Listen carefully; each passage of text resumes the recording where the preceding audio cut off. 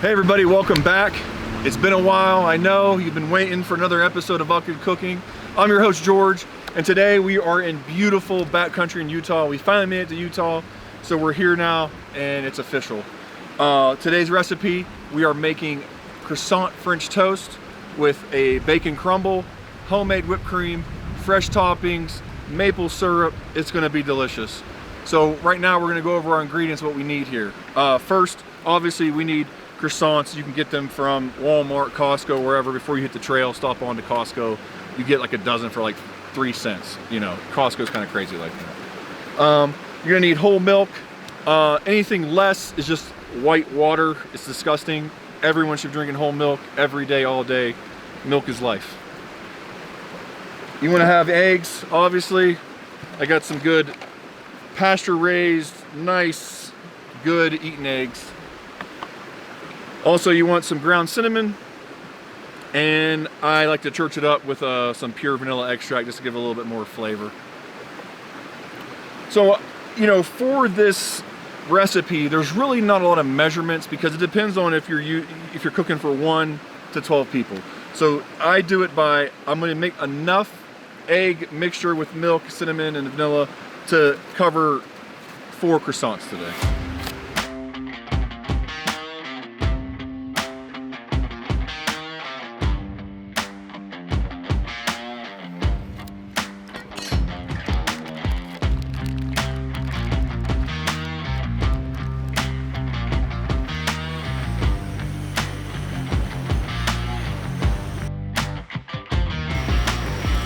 All right, so right now we're gonna take our bacon, we're gonna chop it up into nice bite-sized pieces.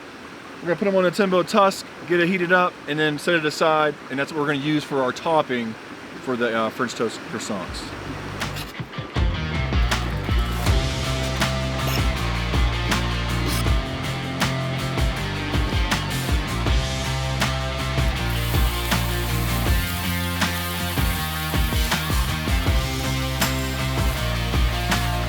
Hey, so, you know, in your kit, you should have a set of tongs. And just make sure that when you open them up, you know, you got to do the 3 to 4 clicks just to make sure they're working, and then you're able to, you know, do your thing here. So we're just going to get this bacon cooked down, break it up a little bit. We want that bacon to be nice and crispy and just, and this is going to add another flavor with the maple syrup, the croissants. What else we got on there? We got some fruits, that homemade whipped cream. I can't wait to get that going. But yeah, we're just gonna let this cook down a little bit, and we'll be right back at you.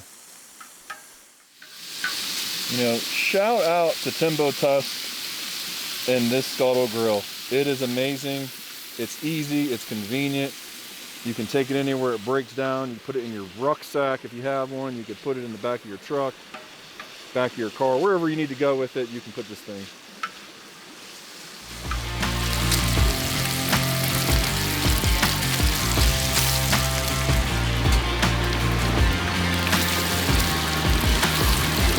All right, our bacon is done. We're gonna plate it and then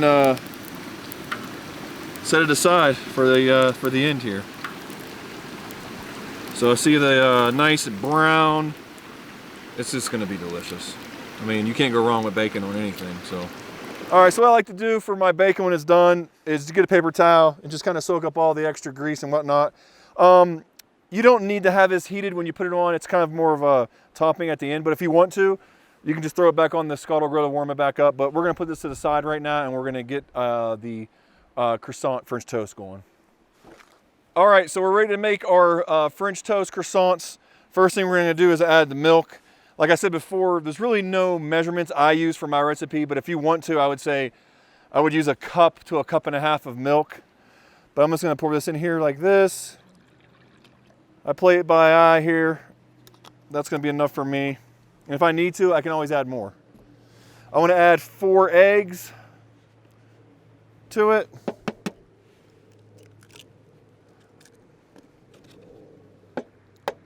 And this little table I have is from Tembo Tusk as well. It's a nice little table you can set up, keep in your truck, keep in your trunk, whatever you want to do. But it comes with 4 detachable legs, and it's a nice little workspace so you can cook for all your people on the trail or camping or anything. So from here, I'm gonna just do my, I'm gonna beat my eggs in milk with a little whisk here. So I'm gonna get that all nice and mixed up here. Just make sure all the egg yolks are beat down to where they just give up and they're no more a threat in your mixture here.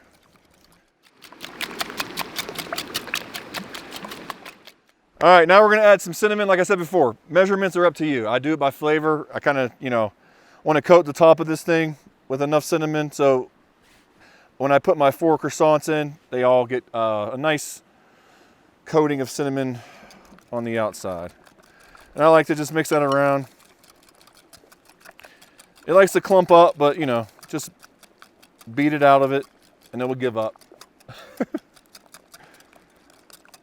All right, I got my cinnamon. Now I'm gonna add my vanilla extract. Don't go too hard on this because it will kind of overtake the flavor of the food. Just want a nice little drizzle in there of the vanilla extract, maybe a teaspoon, a half a teaspoon, whatever you want to flavor. And obviously if you go over, it's not gonna be that much of a deal, but you know, to each their own. So this is the final ingredient for this mixture is the vanilla extract. Okay, get that nice and mixed in there. All right, so we got our mixtures done. It's nice, it's gonna be enough for the 4 croissants here. One of the main ingredients, always some good pure Irish butter. Shout out to Kevin Owens, this is for you. Make sure we're using the right butter here. What I like to do is I like to just use a half a stick of butter. And all you're gonna do is throw that right onto the Tembo Tusk here. Go ahead.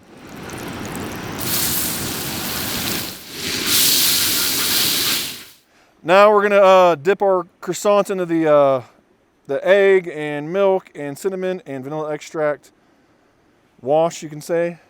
And then just gonna put them right down on the Tembo Tusk. Make sure you get them nice and soaked in that wash.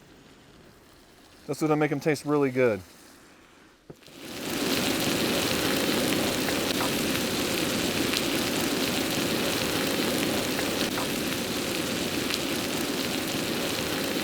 So what I like to do, I like to just push them down a little bit so they just cook evenly. Moving around.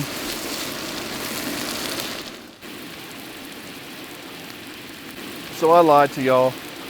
I use a whole stick of butter because butter is delicious and it's gonna make these French toast croissants just stand out, you know? Best of the best right here.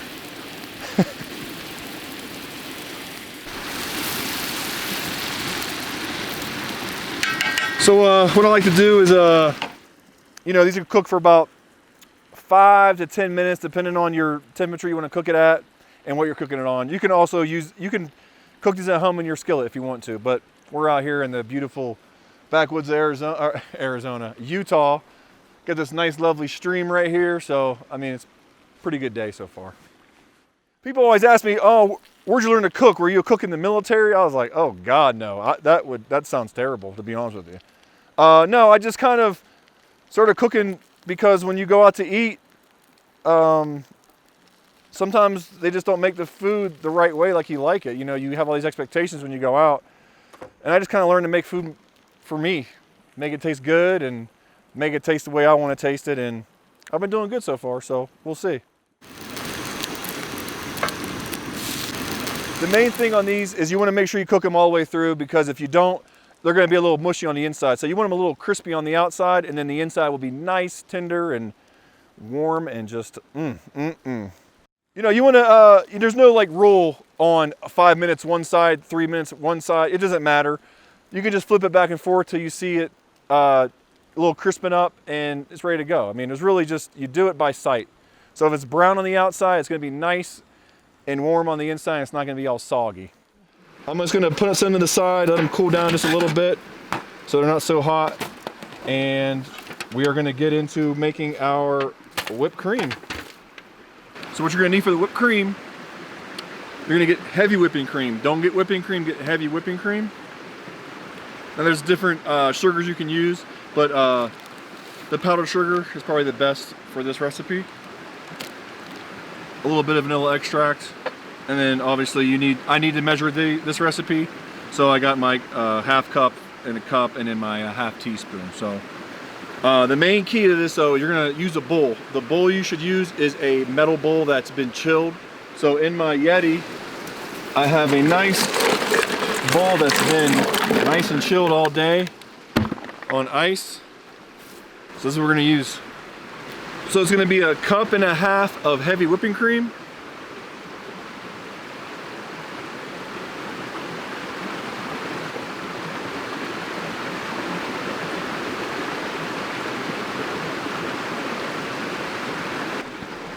And then we're gonna do a cup of powdered sugar here. So I'm gonna clean this out real quick so it doesn't stick.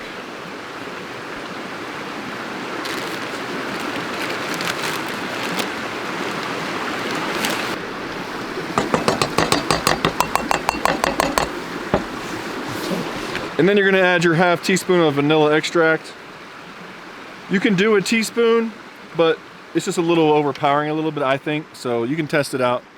I'm gonna recommend a half teaspoon. Here's the fun part. We're gonna have to whip this until it gets nice and thick like a whipped cream. You know, I'm out here on the trail doing this because I'm out here on the trail doing it. But you can easily do this at your home before you hit the trail, and it lasts 2 to 3 days in the refrigerator. So, but right now we're gonna get after this, and it's just gonna be a lot of whipping, and it's just a lot of little endurance here, you know? So you're gonna make sure you get everything nice and mixed together here, and then you're gonna really get into the process here.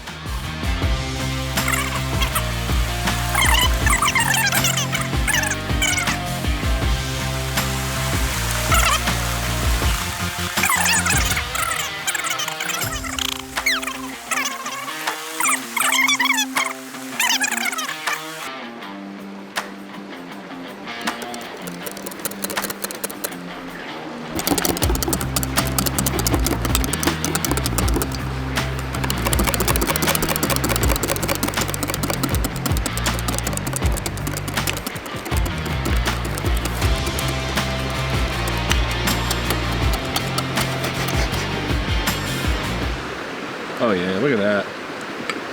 Look at that. Homemade whipped cream. I mean, doesn't get any better than that. See right here, this is kind of the texture you want. It's nice stiffness, just like the Cool Whip you get in the frozen food section, but it's better. All right, I think we got it. I think it's time to cut the fruits.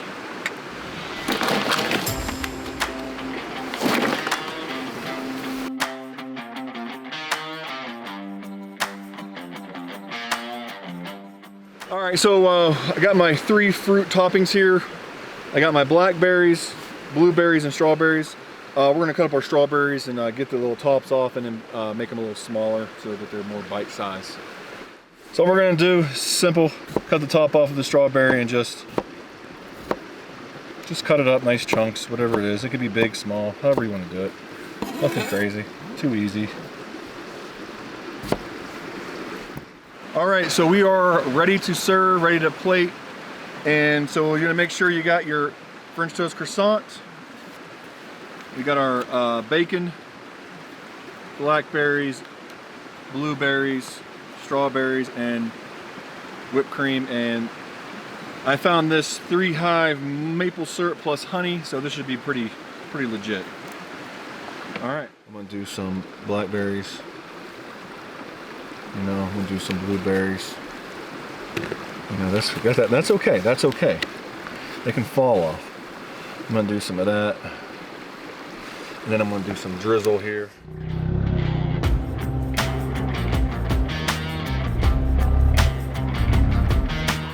Last but not least, we're gonna do the dollop or 2 of whipped cream. Oh, just one is good. Look at that. All right, there you have it, guys. It's all ready to go. We're gonna do a little taste test, but remember, treat yourself.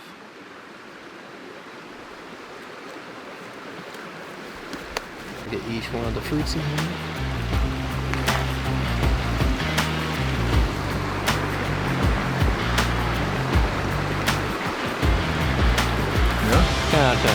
good. Thank you. Delicious.